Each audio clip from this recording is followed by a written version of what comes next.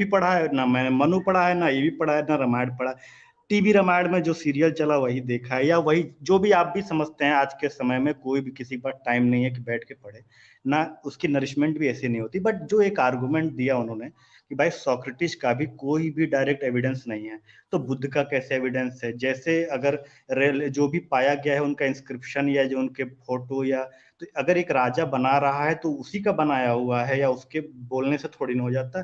कहाँ है बुद्ध का मकान, कहाँ है बुद्ध का किंगडम का एविडेंस, कहाँ उसका महल? तो अच्छा, महल तो अजात शत्रु का भी नहीं मिला है। मतलब इस पे डिबेट चल रही थी मौर्योत्तर काल का पहले पे कि ये जो धनानंद घनानंद का महल क्यों नहीं पाया जाता है, रोमन्स का पाया जाता है, इनका क्यों नहीं पाया जाता है, हमारे इंडिया में इतने बड़े बड़े महल क्यों नहीं पाए जाते हैं? तो उस पे चल रही थी, तो यही हुआ था कि बुद्ध के भी तो नहीं पाए जाते हैं, वो भी सोक्रेटिस की तरह हैं, डायरेक्ट एविडेंस कोई नहीं है। तो सर ये जो ये डाउट बात डाउट है क्या ना, कहें, मतलब सवाल है सर। जिन्होंने भी आपको ये बताया ना, उन्होंने सही बात नहीं बताई। अभी हम्म, आप देखें, जो मैंने अभी ये दिखाया था कि भाई भारत सरकार जो है मंगोलिया में बुद्धा के रिलिक्स भेज रही है। अभी की घटना है ये। क्यों भेज रही हम्म, है? अगर भारत सरकार जो है, अगर उसको पता है कि भाई बुद्ध नहीं है, उनका रिलिक्स का दावा कैसे है? अब विदेश का कोई देश कैसे मान ले रहा है कि ये बुद्ध का ही रिलिक्स है, और एज ए स्टेट गेस्ट कैसे उनको ले रहा है? ये सवाल आएगा ना यहाँ पे। तो मे बी आप शायद वो बुद्धिस्ट कंट्री हो ना सर, मे बी कि नॉन तो बुद्धिस्ट न कंट्री पे तो नहीं तो भेजा होगा नन कोई भी। तो कैसे भारत सरकार कैसे दे रही है? भारत तो बुद्धिस्ट देश नहीं है। आप तो जानते हैं मोदी जी को सर, जहां नहीं जाते हैं मो कहते हैं मैं तो यहाँ क्यों से कहते नहाता है हैं? सर। तब नहीं, मोदी जी ये बात क्यों कहते हैं? आप बताइए ना हमें, मोदी जी ये बात क्यों कहते हैं? मोदी जी तो भाई, उनको कहा जाता है कि वो तो राम मंदिर और ये चीज़ बनवाते हैं, वो ये बात क्यों कहते हैं? आप बताइए सर मुझे। अभी वो और किसी मॉरिशस को देख रहा था, मॉरिशस के प्राइम मिनिस्टर को, किसको वो G20 के अच्छा, भी इसमें एक चीज़ गए हैं, बताइए, उसमें राम मंदिर दे दिए हैं सर। नेशनल म्यूज़ियम में रखा हुआ है, मैं फिर से आपको शेयर करता हूँ इस चीज़ को। भारत अच्छा। अपने नेशनल म्यूज़ियम में रखा हुआ है ये चीज़ को।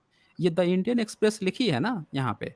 यस अब यस सर। ये चीज़ देखिए यहाँ पे कि ये क्या लिखती है कि the 4 relics come from among 22 Buddha relics currently housed at Delhi national museum. ये दिल्ली नेशनल म्यूज़ियम भारत सरकार देख रही है, और नेशनल म्यूज़ियम पूरे विश्व के लिए खुला हुआ है। आज तक किसी विश्व ने उँगली उठाई है कि भारत सरकार गलत चीज़ दिखा रही है? बता दीजिए। नहीं नहीं सर, सर मुझे इसके बारे में एक्चुअली आइडिया नहीं था, इसलिए मैंने, मुझे और पता नहीं था ये। ये देखिए नीचे यहाँ पे लिखा हुआ है ना, the 4 relics come from among 22 Buddha relics currently housed at Delhi national museum. Together they are known as Kapilavastu relics since they are from a site in Bihar believed to be ancient city of Kapilavastu. The site was discovered in 1898।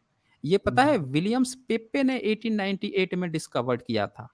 इस पर मैं, अगर आप जो है, जैसे आपने कहा कि आप वीडियो पूरा नहीं देखते हैं या जो भी करते हैं, अगर आपने रेशनल वर्ल्ड पे देखा होता मेरा एविडेंस ऑफ बुद्धा, उसमें मैंने साफ-साफ दिखाया है, और मैंने विदेशी स्कॉलर्स जो हैं जिन्होंने रिसर्च की है, उनका रिसर्च के हवाले से भी मैंने दिखाया है कि उन्होंने क्या कहा है और क्या-क्या इंस्क्रिप्शन मिले हैं, रॉक इंस्क्रिप्शन। जैसे आपने कहा ना कि बुद्धा का कुछ लिखित प्रमाण, भाई लिखित प्रमाण मिल गया है उनका।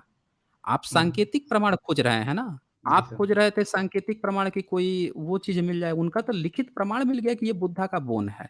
ये देखिए, ये यहाँ से शेयर कर देता हूँ स्क्रीन, पब्लिक भी देख लेगी।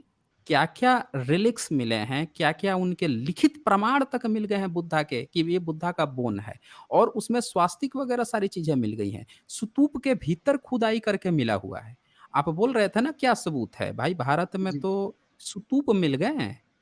बुद्धा नहीं बुद्धा स्तूप का जहाँ से रिलिक्स निकला है, तो स्तूप मिल गए, तो हुँ, भारत में स्तूप ही तो बनते थे। भाई स्तूप ही तो हुँ, बनते थे। हुँ, इनके यस सर। मिल गए।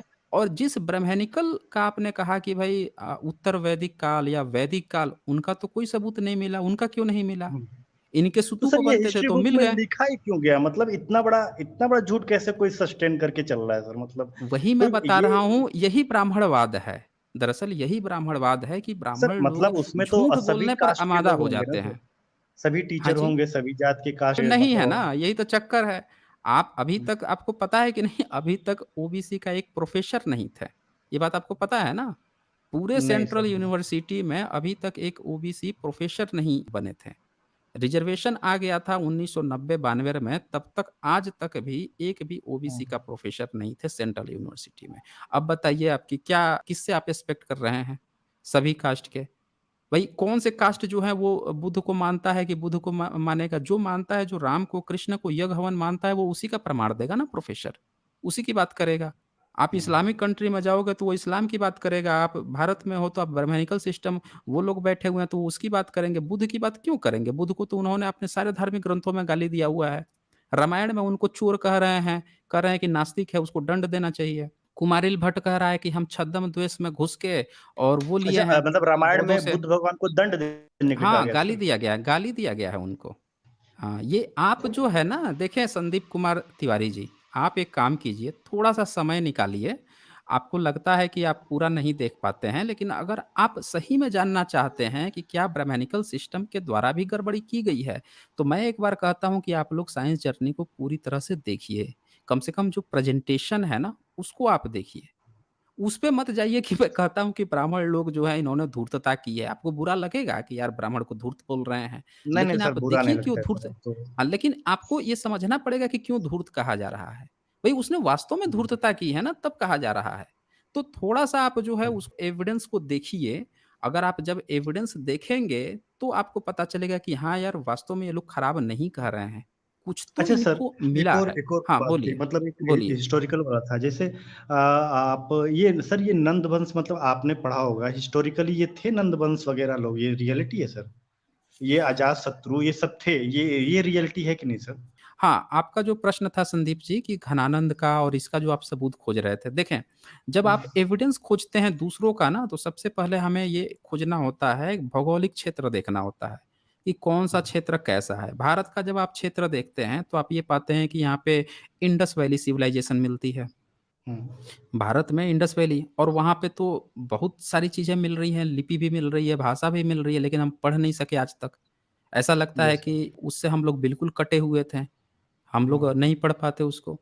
अच्छा, वो तो एक बात हुई। दूसरी बात कि अब जब हम पीछे जाते हैं तो हमारे सारे एविडेंस बुद्ध से शुरू होते हैं, क्योंकि बुद्ध की जो सभ्यता थी वो इतनी रिच थी कि उन्होंने लिखा-पढ़ा। जो सभ्यता रिच होती है वो लिखाई-पढ़ाई करती है, उसके एविडेंस मिलने लगते हैं। उसका फिर हुँ, राजा होता है, राजा जो है कुछ-कुछ बनवाता है, उसके एविडेंस मिलने शुरू होते हैं। जैसे मौर्यंस थे, तो मौर्यंस के कई सारे दरवाजे और बड़े-बड़े उनके जलाया हुआ स्थान वो सारे मिल गए आर्कियोलॉजिकल एविडेंस में। मगध में मिल गए, पटना में मिल गए। तो उससे साबित हुआ कि हाँ, यहीं पे सम्राट अशोक का भवन था और हुँ। उसको जलाया गया था, ये भी साबित हुआ। उनका एक तो दरवाजा भी मिल गया, उसको मैंने दिखाया है अपने वीडियोज़ में, लेकिन